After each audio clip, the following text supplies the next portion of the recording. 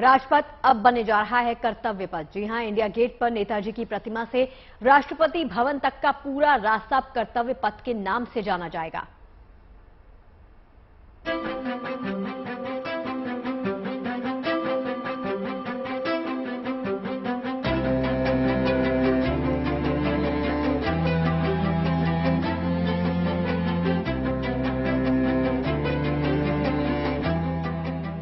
निखर गई है इंडिया गेट की रौनक, बदल गई है राजपथ की सूरत। अब राजपथ बन जाएगा कर्तव्य पथ। सेंट्रल विस्टा एवेन्यू बढ़ा रहा है राजधानी की शान।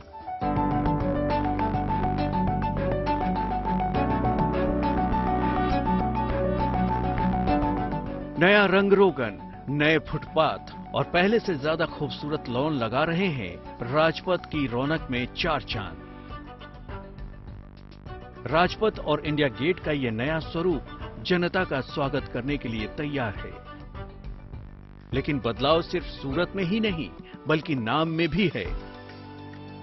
हर साल गणतंत्र दिवस पर देश की शान का गवाह बनने वाला राजपथ अब कर्तव्य पथ बनने को तैयार है। केंद्र सरकार ने राजपथ का नाम बदलकर कर्तव्य पथ करने का फैसला किया है। बुधवार को एनडीएमसी की विशेष बैठक में इसका प्रस्ताव पेश किया जाएगा। इसके बाद इंडिया गेट पर नेताजी सुभाष चंद्र बोस की स्टैच्यू से राष्ट्रपति भवन तक का पूरा मार्ग कर्तव्य पथ के नाम से जाना जाएगा। जिस सड़क पर मैं खड़ा हूं, दरअसल ये वही राजपथ है जो कि इंडिया गेट से राष्ट्रपति भवन को जोड़ता है और ये वो एरिया है जिसे सेंट्रल विस्टा का लॉन भी कहते हैं। अमूमन ये क्षेत्र पूरा का पूरा, यानी जहां पर इंडिया गेट पर प्रतिमा का अनावरण होगा नेताजी सुभाष चंद्र बोस की, वहां से लेकर के राष्ट्रपति भवन तक का जो पूरा एरिया है और साथ ही साथ जो पूरा मार्ग है, ये कर्तव्य पथ के नाम से जाना जाएगा। और आपको जानकर यह हैरानी होगी कि इसे अंग्रेजों के जमाने में किंग्स वे भी कहा जाता था। किंग्स वे यानी किंग जॉर्ज पंचम के नाम पर इसका नाम राजपथ किंग्स वे किया गया और उसके बाद से सेंट्रल विस्टा और राजपथ, और अब अगर सब कुछ ठीक रहा तो इसका नाम कर्तव्य पथ हो जाएगा। राजपथ और सेंट्रल विस्टा एवेन्यू की इस नई सूरत को तैयार करने में 19 महीने का वक्त लगा है। विजय चौक से इंडिया गेट तक 3 किलोमीटर लंबे राजपथ का कायाकल्प हो चुका है। अब इंडिया गेट घूमने आने वालों को राजपथ बिल्कुल नए अंदाज में दिखेगा। 8 सितंबर को प्रधानमंत्री मोदी सेंट्रल विस्टा एवेन्यू का उद्घाटन करेंगे और 9 सितंबर को इसे जनता के लिए खोल दिया जाएगा। इसकी भव्यता देखते ही बनती है और यही वजह है कि जो सेंट्रल विस्टा और साथ ही साथ जो आप देख सकते हैं राजपथ है, उसका इनॉग्रेशन यानी 8 सितंबर को है। प्रधानमंत्री नरेंद्र मोदी के उद्घाटन के बाद यह आम लोगों के लिए भी खोल दिया जाएगा और ऐसी संभावना है कि बहुत ज्यादा लोग भारी संख्या में यहां पर उमड़ पड़ेंगे देखने के लिए। लिहाजा बहुत सारे ट्रैफिक डायवर्जन किए गए हैं और जगह जगह पर ट्रैफिक पुलिस के साथ साथ लोकल पुलिस भी तैनात कर दी गई है। सेंट्रल विस्टा एवेन्यू में विजय चौक से इंडिया गेट तक रास्ते को दोनों ओर के हिस्सों को नए सिरे से डिजाइन किया गया है। लाल ग्रेनाइट से बना पैदल पथ इसकी खूबसूरती को और बढ़ा रहा है। पैदल चलने के रास्तों को ज्यादा चौड़ा बना दिया गया है।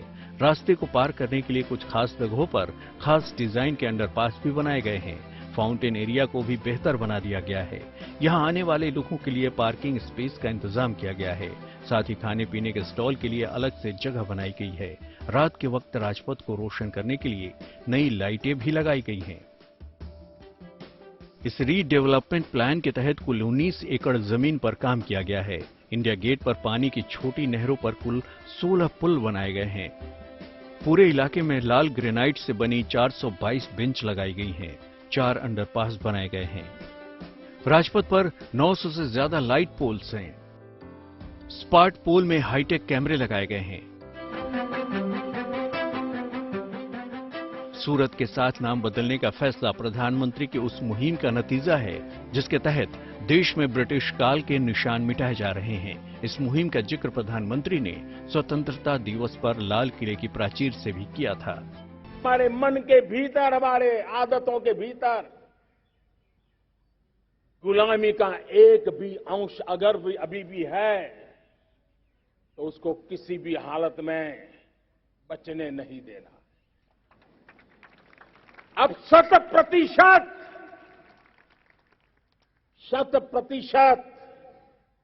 सैकड़ों साल की गुलामी ने जहां हमें जकड़ कर रखा है, हमारे मनोभाव को बांध करके रखा हुआ है, हमारी सोच में विकृतियां पैदा करके रखी है, हमें गुलामी की छोटी सी छोटी चीज भी कहीं नजर आती है, हमारे भीतर नजर आती है, हमारे आसपास नजर आती है, हमें उससे मुक्ति पानी ही होगी।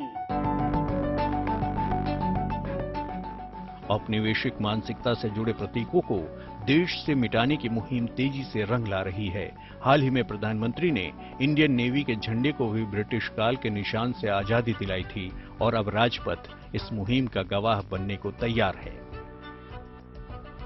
जो आज राजपथ है वो कभी किंग्सवे था और किंग्सवे को राजपथ किया जाना, उसके बाद राजपथ से उसे कर्तव्य पथ की तरफ ले जाना, दरअसल ये आजाद भारत के बदलते और साथ ही साथ ब्रिटिश काल के उन सारे चिन्हों से छुटकारा पाने का एक तरीका भर है।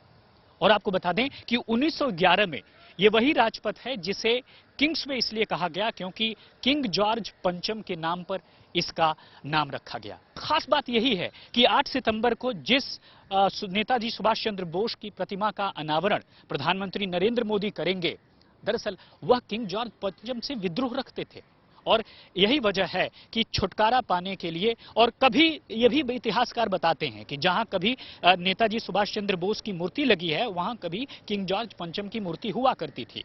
यानी साफ है कि आजाद भारत में उन चिन्हों से छुटकारा पाने की कोशिश की जा रही है जो कि हमें दासता की याद दिलाते हैं या अंग्रेजों के जमाने की याद दिलाते हैं। जब नया संसद भवन बनकर तैयार हो जाएगा तो ये कर्तव्य पथ ही जनता के नुमाइंदों को नए संसद भवन तक लेकर जाएगा। राजपथ से कर्तव्य पथ बन चुका ये मार्ग सांसदों को ये भी याद दिलाएगा कि जनता ने उन्हें राज करने के लिए नहीं बल्कि कर्तव्य निभाने के लिए संसद में भेजा है। राम किंकर सिंह और अभिषेक आनंद के साथ bureau report, good news today.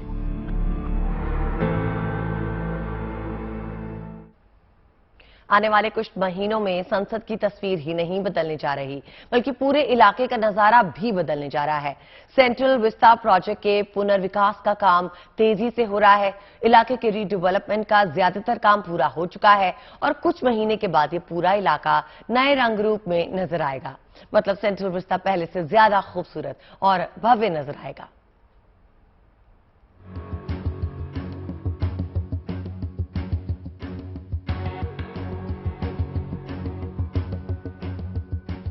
वक्त बदला, सत्ता बदली, सरकारें बदली, लेकिन राजपथ की ये रंगत सालों साल यूं ही कायम रही। इतिहास के रास्तों से गुजरते हुए ये राहें यूं ही की यूं ही रही। लेकिन अब देश को सत्ता के गलियारे से जोड़ने वाले इस रास्ते की सूरत बदलने जा रही है। दिल्ली में बिल्कुल नया सेंट्रल विस्टा एवेन्यू आकार ले रहा है और इसी के साथ देश की पहचान पुराने दौर से नए दौर में प्रवेश कर रही है। लोकतंत्र के मंदिर की नई तस्वीर इसी साल से दिखाई देगी क्योंकि केंद्र सरकार की महत्वाकांक्षी परियोजना सेंट्रल विस्टा प्रोजेक्ट पूरा हो जाएगा और देश को नया संसद भवन तो मिलेगा ही, उपराष्ट्रपति और प्रधानमंत्री को नया आवास मिल जाएगा। 4 फरवरी 2021 को शुरू हुए सेंट्रल विस्टा प्रोजेक्ट के तहत बनने वाली संसद भवन की नई इमारत एक तिकोना ढांचा होगी और उसकी ऊंचाई पुरानी इमारत जितनी ही होगी। संसद भवन की नई इमारत की लागत 862 करोड़ रुपए है और सेंट्रल विस्टा एवेन्यू की लागत 477 करोड़ रुपए है। कुल मिलाकर ये 1300 करोड़ रुपए का प्रोजेक्ट है। संसद भवन की नई इमारत 65,400 स्क्वायर मीटर में बन रही है और ये भव्य कलाकृतियों से युक्त होगी। नई बिल्डिंग सिस्मिक जोन 4 में बनाई जा रही है जहां खतरा कम है। इसमें एक बड़ा संविधान हॉल, सांसदों के लिए एक लाउंज, एक लाइब्रेरी, कई कमेटियों के कमरे, डाइनिंग एरिया जैसे कई कंपार्टमेंट होंगे। नए भवन के लोकसभा चैम्बर में 828 सदस्यों के बैठने की क्षमता होगी जबकि राज्यसभा में 384 सीट होगी। इस प्रोजेक्ट के तहत एक कॉमन केंद्रीय सचिवालय बनाया जाएगा, जहां मंत्रालयों के दफ्तर भी होंगे। यही नहीं, पुनर्विकास के बाद नया सेंट्रल विस्टा आज के मुकाबले कहीं ज्यादा हरा भरा दिखेगा। एक तरह से कहें तो रीडेवलपमेंट के बाद यहां का हरा भरा इलाका करीब 40,000 वर्ग मीटर बढ़ जाएगा। यहां होने वाले राष्ट्रीय आयोजन जैसे 26 जनवरी के प्रोग्राम कम से कम व्यवधान के बीच हो सकेंगे। नए सेंट्रल विस्टा एवेन्यू में बहुउपयोगी और आधुनिक सुविधाएं मिलेंगी। यहां बड़े बड़े आयोजन के लिए फोल्डेबल सिटिंग सिस्टम होगा। इलाके में मेहमानों की आवाजाही आसान हो, इसके इंतजाम होंगे। ये पूरा इलाका पर्यटन के लिहाज से विकसित किया जा रहा है। इलाके में पैदल आने जाने वालों के लिए अंडरपास बनाए जाएंगे। पूरे इलाके में पार्किंग की अत्याधुनिक व्यवस्था होगी। पुनर्विकास में स्ट्रीट वेंडर्स का भी ख्याल रखा जाएगा। नए सीढ़ीनुमा उद्यान और नई नहरें यहां का अद्भुत नजारा पेश करेंगी। नए सेंट्रल विस्टा एवेन्यू में नई और बेहतर अतिरिक्त सार्वजनिक सुविधाएं होंगी। यहां का साइनेज डिजाइन आधुनिक और बिल्कुल हटकर होगा। उम्मीद है कि नया संसद भवन नवंबर में तैयार हो जाएगा, जिसके बाद 2022 का शीतकालीन सत्र का आयोजन नई उम्मीदों के साथ नई इमारत में होगा। केंद्र सरकार को उम्मीद है कि सेंट्रल विस्टा प्रोजेक्ट पूरा होने के बाद दिल्ली दुनिया की सबसे बेहतरीन राजधानियों में से एक हो जाएगी। Bureau report, good news today. तो इसके साथ ही देश को लोकतंत्र का एक नया मंदिर जल्द ही मिलने जा रहा है। अब बात कर लेते हैं मूसलाधार बारिश की, जिसकी वजह से सिलिकॉन सिटी बेंगलुरु का हाल बेहाल हो गया है। देखिए, बेंगलुरु में बीती रात भारी बारिश हुई, जिसकी वजह से सड़कें समंदर बन गई और कई घरों में पानी घुस गया। तो वहीं जगह जगह जल जमाव की दिक्कत की वजह से भारी ट्रैफिक जैम हुआ। लिहाजा बच्चों को स्कूल और लोगों को ऑफिस जाने में खासी दिक्कतों का सामना करना पड़ रहा है। कर्नाटक के मुख्यमंत्री बसवराज बोम्मई ने बेंगलुरु में आई बाढ़ से निपटने के लिए 300 करोड़ रुपए के राहत पैकेज का ऐलान भी कर दिया है।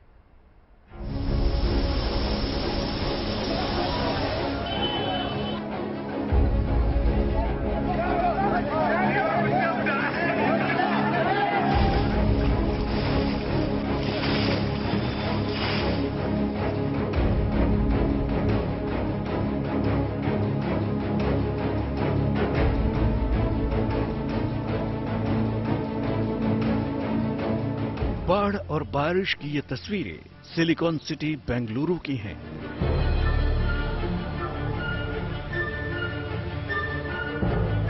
इस शहर के रहने वाले लोगों ने कभी सोचा भी नहीं होगा कि उन्हें सैलाब के सितम से दो चार होना पड़ेगा।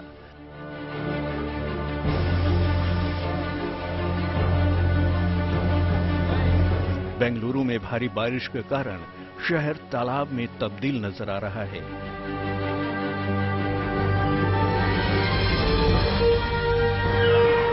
भारी बारिश के बाद बेंगलुरु के कई इलाकों में जल जमाव हो गया है।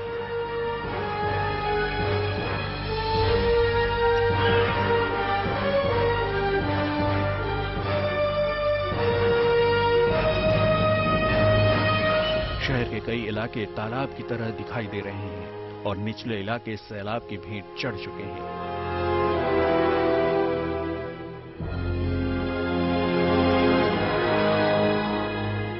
यहाँ के इको स्पेस सेंटर वाले इलाकों में इतनी बारिश हुई कि बारिश से ट्रैफिक जाम लग गया।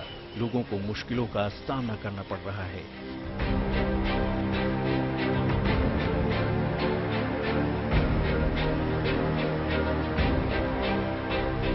जगह जगह पानी भर चुका है। यहाँ सड़कों पर कई इलाकों में पॉथ हॉल भी देखे गए, जो दुर्घटना का सबब बन सकते हैं।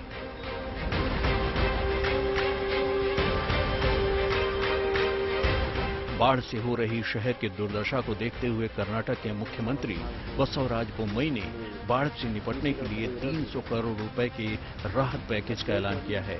बोम्मई ने एक बयान में कहा है कि जारी किए गए फंड का इस्तेमाल सड़कों, ट्रांसफार्मर, बिजली के खंभों और स्कूलों जैसी बुनियादी ढांचों को मेंटेनेंस के लिए किया जाएगा।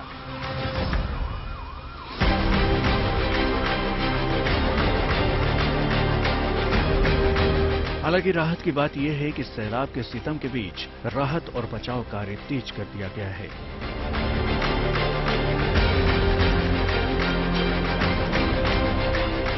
बेंगलुरु में भारी बारिश की वजह से सड़कों पर सैलाब उमड़ रहा है। देखिए, सैलाब में फंसे एक शख्स को बुलडोजर उसकी स्कूटी के साथ सुरक्षित ठिकाने की तरफ ले जा रही है। वहीं एक मरीज को रेस्क्यू करके व्हील चेयर सहित बोट से उन्हें अस्पताल ले जाया जा रहा है। सैलाब का सितम का अंदाजा इस तस्वीर को देखकर लगाया जा सकता है कि एक ही सड़क पर नाव और ट्रैक्टर साथ साथ चल रहे हैं। बाढ़ की विभीषिका में मचे कोहराम के बीच ये शख्स अकेले ही अपनी बोट लेकर रेस्क्यू करने निकल पड़ा और ये तस्वीरें बेंगलुरु की तबाही को बताने के लिए काफी हैं। लोग रस्सी के सहारे एक कार को पानी के बाहर खींचकर ला रहे हैं।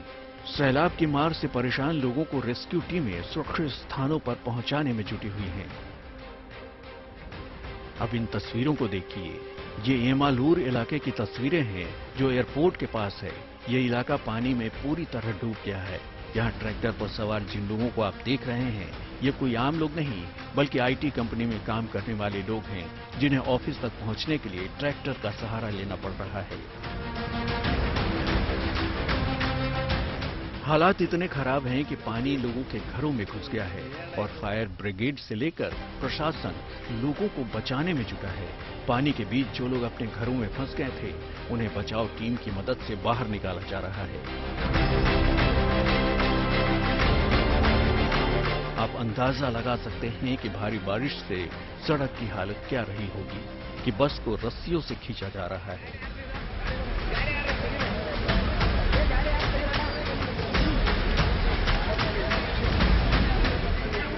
जहां तक पानी है वहां तक तो बस फिसलती हुई खिंच गई, लेकिन सूखी सड़कों तक आते आते इसे आगे ले जाने के लिए कई लोगों को जुटना पड़ा।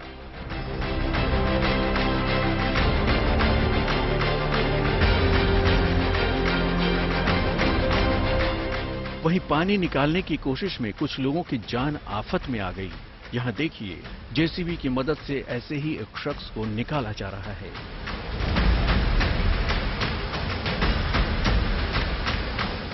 जहां एक तरफ आफत का सैलाब है, वहीं मौसम विभाग ने कर्नाटक में बारिश के जारी रहने की आशंका जताई है। मौसम विभाग के मुताबिक कर्नाटक में 9 सितंबर तक बारिश हो सकती है। बेंगलुरु से प्रियंका आर के साथ सगय राज, गुड न्यूज टुडे। और अब बात केदारनाथ धाम जाने वाले तीर्थयात्रियों की। केदारनाथ धाम जाने वाले तीर्थयात्रियों के लिए खुशखबरी आई है। केदारनाथ यात्रा को सुगम बनाने के लिए अब तीसरे चरण में 3 हेली कंपनियां अपनी सेवाएं दे रही हैं और 10 सितंबर तक कुल 9 हेली कंपनियां यात्रियों के सफर को आसान बना सकेंगी।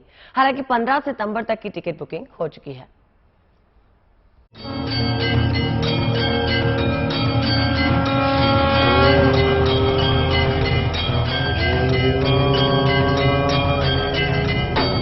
केदारनाथ यात्रा का शुरू हो चुका है तीसरा चरण। बड़ी तादाद में श्रद्धालु बाबा केदार के दर्शन के लिए पहुंच रहे हैं धाम।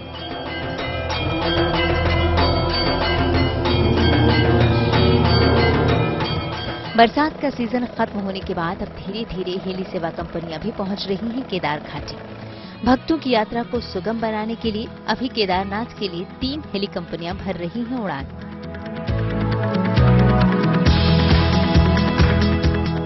केदार घाटी में 2 हेली सेवाएं पहुंच गई हैं, जबकि 1 हेली सेवा पहले से ही सेवाएं दे रही थी। अब हिमालयन, क्रिस्टल और जिप्सन कंपनियां यात्रियों के लिए उड़ानें भर रही हैं। वहीं हेली टिकटों की बुकिंग 15 सितंबर तक फुल है। तीसरे चरण में भारी संख्या में श्रद्धालुओं के आने की उम्मीद जताई जा रही है। ऐसे में तीर्थयात्रियों की सुविधाओं के लिए बाकी हेली सेवा सर्विस भी धीरे धीरे घाटी पहुंच जाएगी।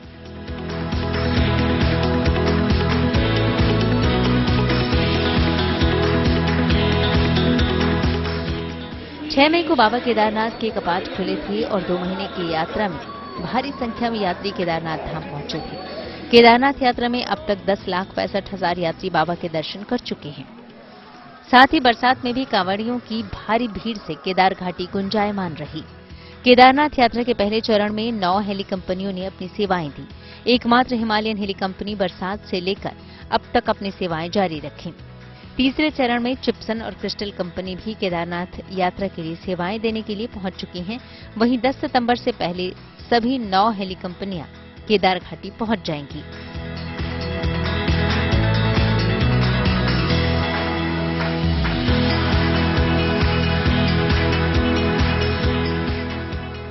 केदारनाथ यात्रा के लिए भक्तों की भारी भीड़ की आशंका को देखते हुए प्रशासन ने हेली सर्विस को लेकर श्रद्धालुओं से धैर्य बनाए रखने की अपील की है। केदार घाटी में सभी 9 हेली कंपनियों के आ जाने के बाद तीर्थयात्रियों के लिए बाबा के दर्शन की राह और आसान हो जाएगी। केदार घाटी से प्रवीण सोमवाल, गुड न्यूज टुडे।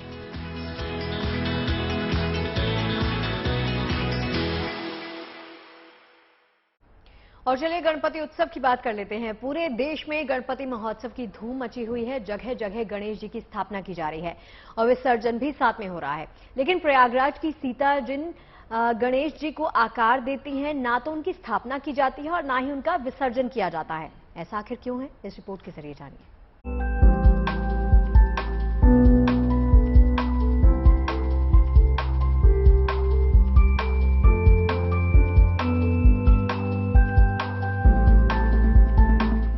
पूरे देश में गणपति जगह जगह विराजे हैं।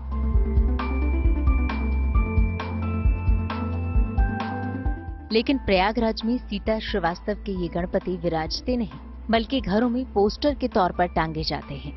15 साल पहले जब पति का साथ छूटा तो सीता श्रीवास्तव ने गणपति का हाथ पकड़ लिया और तब से उनकी गणपति के लिए भक्ति और गणेश जी की सीता को दी हुई शक्ति की बदौलत गणपति के अनेक रूप सीता के घर में तैयार हो रहे हैं।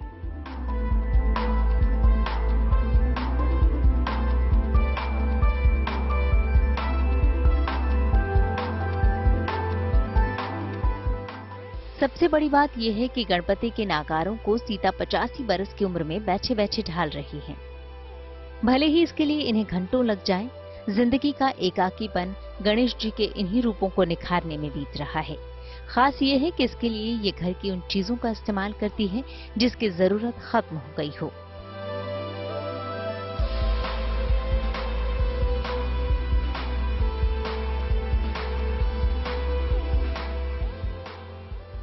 इनके इस प्रयासों की शहर में न केवल चर्चा होती है बल्कि तारीफ भी मिलती है।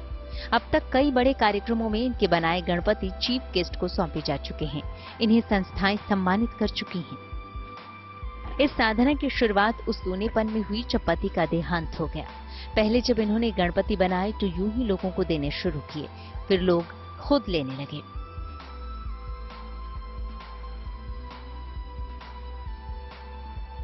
एक दिन देखा कि अरे ये मौली किस काम की है, बनाया उससे हमने गणेश जी।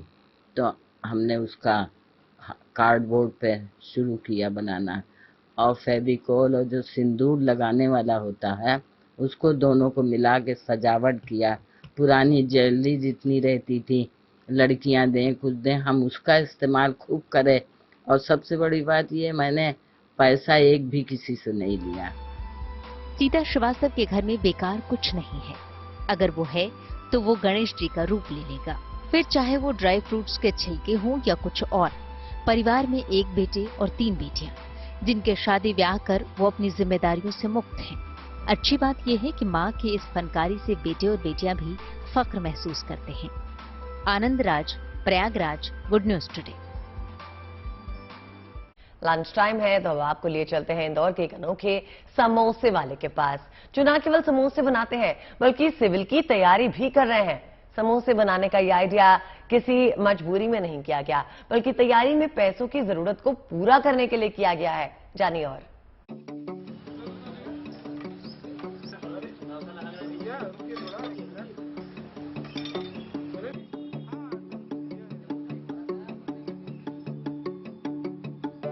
इन समोसों और दूसरे समोसों में कोई फर्क नहीं, बस इनकी पहचान थोड़ी अलग है, वो भी समोसे बनाने वाले की वजह से। इस लिहाज से कि आमतौर पर समोसे बनाने वाले पेशेवर हलवाई होते हैं, लेकिन इंदौर के खंडवा नाके पर इस दुकान में समोसे बनाने वाली शख्सियत सिविल प्रतियोगी है, जिनकी जिंदगी का मकसद अफसर की कुर्सी तक पहुंचना है। इसलिए दुकान का नाम भी है पीएससी समोसे वाला। अब आपके मन में सवाल होगा कि जब अफसर बनना है, तैयारी चल रही है, तो फिर समोसे तलने और बेचने की गरज क्यों पड़ी है? जवाब सीधा और साफ है, पढ़ाई का खर्चा निकालने के लिए, ताकि तैयारियों की चुनौती और दुश्वारियों को दूर रखा जा सके।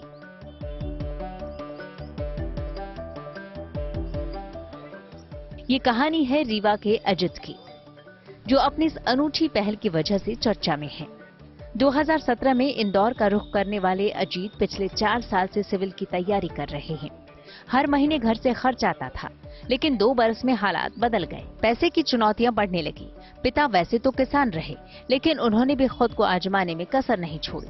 किसानी छोड़ होटल खोला, लेकिन वो भी चला नहीं। उस दौर में अजीत ने दुकान पर हलवाइयों को समोसा बनाते देखा। वो सबक अब जिंदगी के सपने को पूरा करने में मददगार बन रहा है। वैसे दुकान खोलने का आइडिया भी उन्हें तब आया जब घर से पैसे या दूसरे लोगों से पैसे मिलने में दिक्कत होने लगी। अब वो चाहते हैं कि उनकी मदद करने की बजाय लोग दूसरों की मदद करें। पीएससी नाम रखने के पीछे सर एक ही रीजन है कि सर मेरे को जो फाइनल एम है मेरा वो डीसी बनने का ही है, इसलिए मैं बिजनेस के साथ साथ पीएससी नाम को अपने साथ ऐड करना चाहता था। अभी अपना यहाँ से खर्चा निकाल रहा हूँ और पढ़ाई भी कर पा रहा हूँ।